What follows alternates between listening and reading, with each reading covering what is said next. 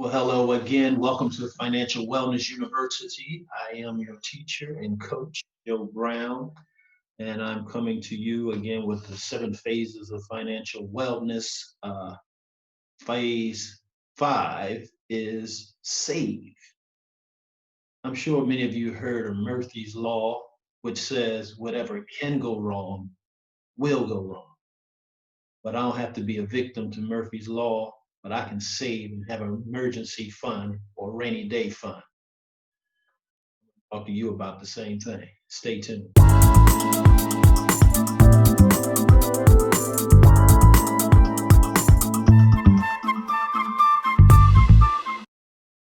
Thanks again for tuning in to Financial Wellness University.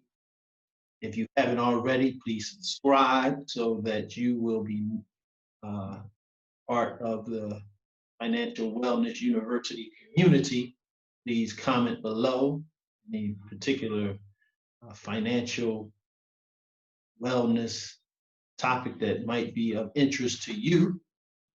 Also hit that little bell so that you'll be notified when new videos come out, and always that thumbs up would be most appreciated, so that the more thumbs up, the more people see it. And there's a lot of people who don't have financial wellness literacy, financial wellness knowledge, and let's help spread that knowledge by hitting that thumbs up button, subscribing, sharing.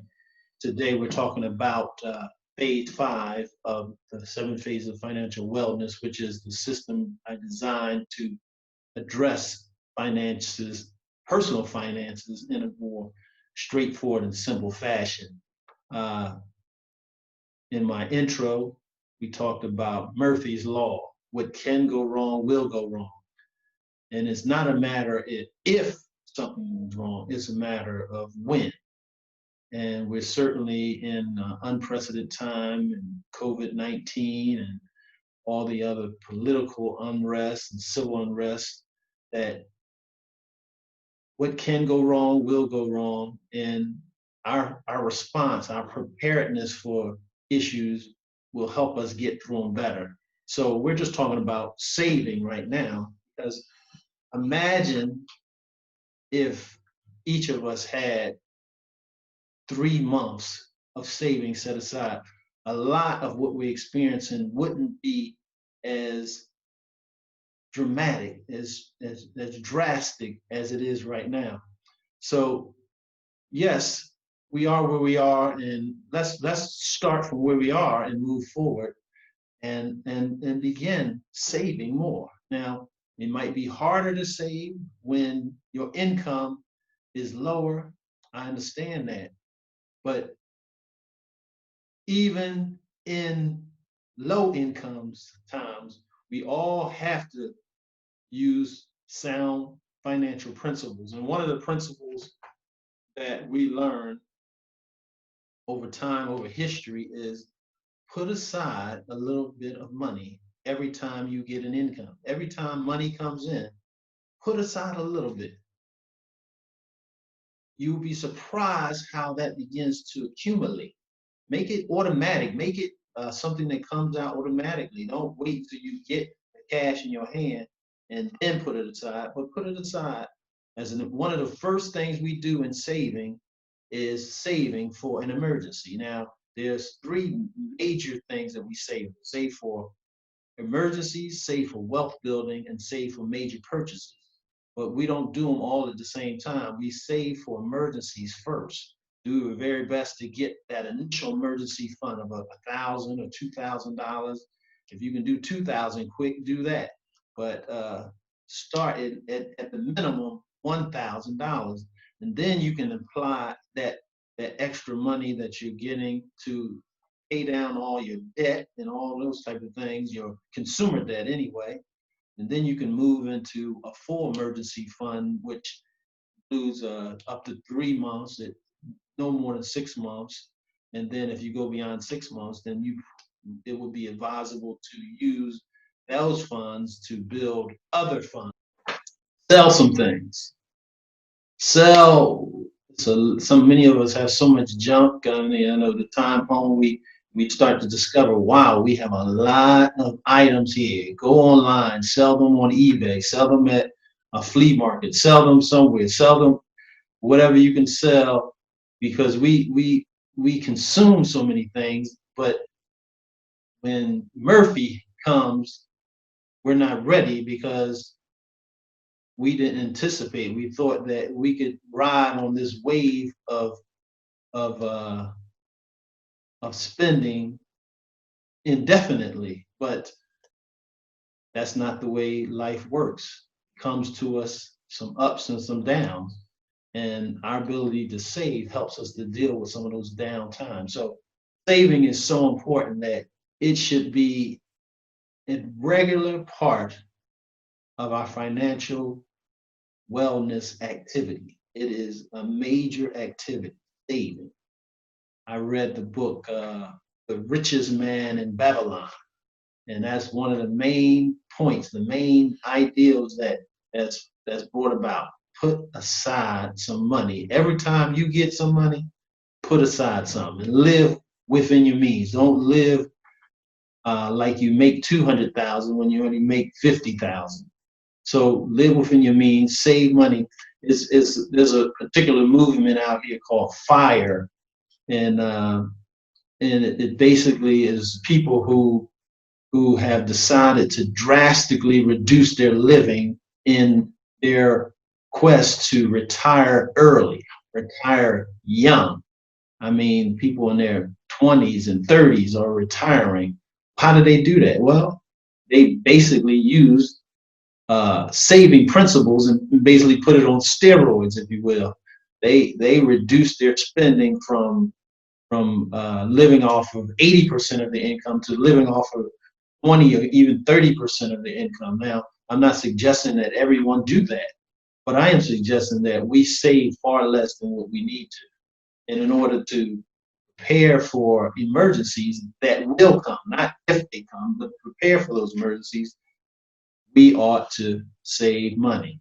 Now, you'd be surprised how quick you can save if you just dedicate your time to saving. Now, if you're investing right now, one of the things you can do is put your investments on pause and use the money for that you used to invest, and use that as your emergency fund. Because here's the principle: we're putting away money to grow in an investment that we, if it's a retirement that we can't touch until we're 59 and a half without penalties. Whereas if we have an emergency, we can't wait till we're 59 and a half to respond to it. So we need some money that we can put our hands on quickly. But we, in the financial world, they call it liquid cash, liquid funds.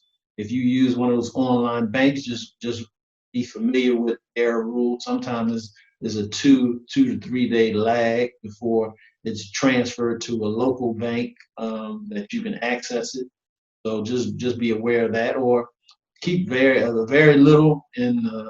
Maybe you have a home safe or a secure box or something, $1,000. Don't keep too much, because if you don't have self-control, that little bit of money will be gone. And certainly don't attach it to an account that has a debit card attached to it, unless that debit card is like kept off site, or, and I'm not necessarily off site from your house, but don't keep that debit card in your wallet every day, because saving is supposed to be saving, and emergency funds is just for emergencies. New sneakers is not an emergency. Uh, new coat is not an emergency. Filling your car up with gas is not an emergency, unless you're in the middle of the desert and you can't use the money, from your budget.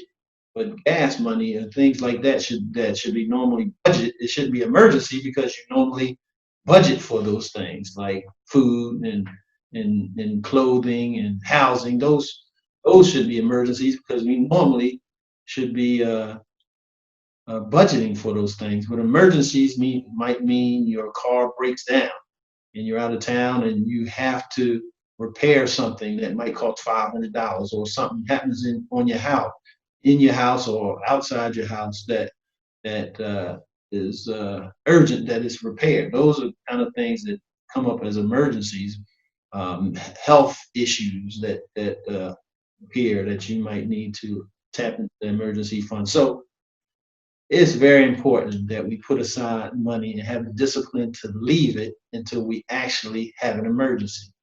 And there's many techniques that people use.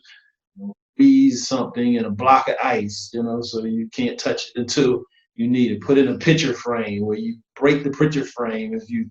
But ideally, you should have something at least $1,000 that's readily available, so that you can respond to emergency without borrowing money, without depending on someone else. Now, it's nice to be in a situation where you have people to depend on. Even the government has dished out a couple dollars to us. Really, I say a couple dollars because it's not enough to sustain us long term, based on what they've already provided. But it's even better to have your own emergency fund set aside, if nothing else, for more peace of mind. And so start, if you haven't, to set aside an emergency fund today. Start with $1,000, clear some debts, all those consumer debts, and then grow it to 3 to 6 months of your take-home income. If you bring home 5,000, 3 months of emergency fund is $15,000. So 3 months, and you'd be surprised how you can stretch that 3 month even beyond 3 months, because if you're really out of work or something, you're going to cut some expenses that you really didn't need while you were working, while you were prospering. So you're gonna find a way to cut some expenses. Maybe if you don't cut them out entirely, you cut the frequency, so that you can save money. I know a lot of us are inside now, a lot more working from home. That's gas money we're not spending. That's a good way to use some of that to help build an emergency fund. Clothing expenses, we don't need to do dry cleaning or even laundromat cleaning as much, because we're inside. So think of ways to get that money up, and be surprised if you make it an automatic part of your life. Be surprised how quickly you can build that emergency fund. So thank you for tuning in to Financial Wellness University. I ask you again to like this video and subscribe if you haven't, and push the bell so that you'll be notified. And give me some comments below. Let me know what you think. Thanks again, and God bless.